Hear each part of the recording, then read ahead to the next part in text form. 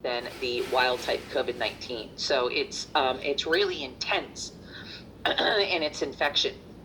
And that's also why at first it was kind of considered almost more deadly than the original virus, because it just replicates so quickly.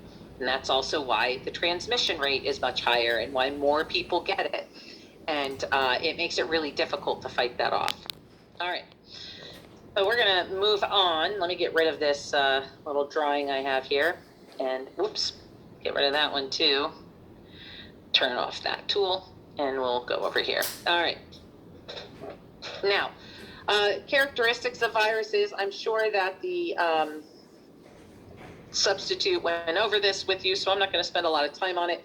Make sure that you know the parts of the virus. You know what a virion is, what a capsid, it's also sometimes referred to as a nucleocapsid, is, and what it's made up of. It's made up out of capsomeres.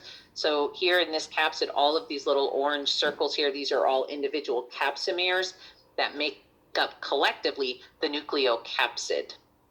Then we have the envelope. Animal viruses, bacteriophages do not have envelopes, but most animal viruses do. Not all, but most.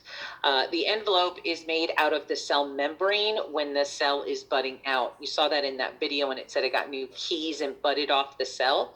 Those keys were embedded into the cell's membrane so that when the nucleocapsid buds out of the cell, it'll take some of the cell membrane with it.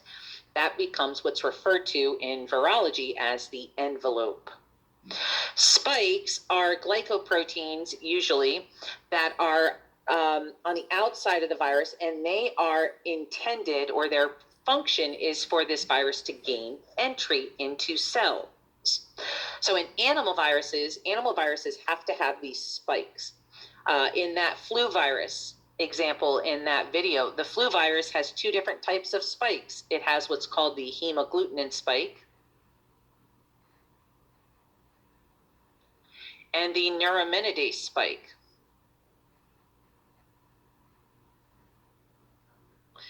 This is the H and this is the N that flu viruses like H1N1 are named after. They're named after what two spikes? So there's H1N1, H5N1, H2N3. There's all kinds of different combinations of these different viral spikes. Yes, Brielle, in that video, the spikes are what they refer to in that video as the keys, because a key is used to unlock a lock. The locks are the receptors on cells. This is why a virus like the hepatitis virus, right?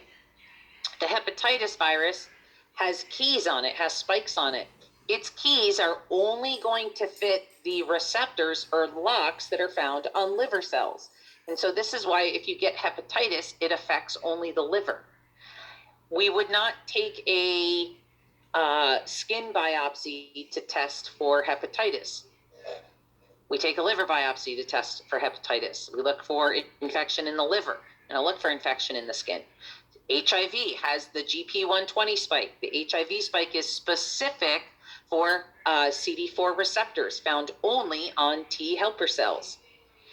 So any T helper cell with a CD4 receptor can be infected by HIV. CD8 T cells do not have a CD4 receptor. They have a CD8 receptor. So those T cells do not get infected by HIV. So those spikes are referred to sometimes as keys because keys are very specific to the lock that they unlock. And just like keys and locks, spikes are very specific to the cells that they can infect. The problem occurs when you have a virus that has a spike that is a master key. A master key is a key that opens multiple doors. Right? If you're the janitor of a building, you don't have 500 different keys. You have one master key that opens lots of doors, right? Well, COVID-19 has a master key to the ACE2 receptor, and that ACE2 receptor is found on multiple cell types: blood cells, respiratory cells, alveoli, bronchial, a couple other cell types that the spikes on that virus infect. And this is another reason that COVID-19 is tough to get over because it infects so many different cell types. Does that make sense, Brielle?